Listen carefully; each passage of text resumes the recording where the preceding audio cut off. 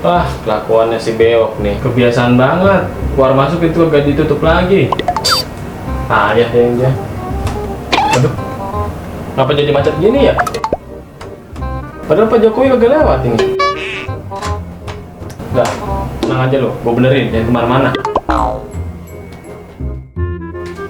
Kalau musim hujan begini, yang pada melar.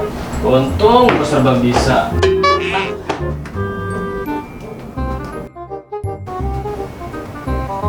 Aduh. Lah, ada orang. Iya nih bang, pintuannya rusak. Tolong bantuin ya. Nih, lu ganjal dulu dari dalam. Ntar gue dari luar ngakalin lagi. Oh gitu, Pet. Yaudah, abis ini gantian ya. Lu ganjel perut gua. Demi harap gua. Udah tenang, gampang urusan itu mah. Tuh, ganjal dulu, bro. Oh iya. Nah, beres nih kayaknya nih. Udah nih, Pet. Kalau udah gua tes ya. Gua tutup.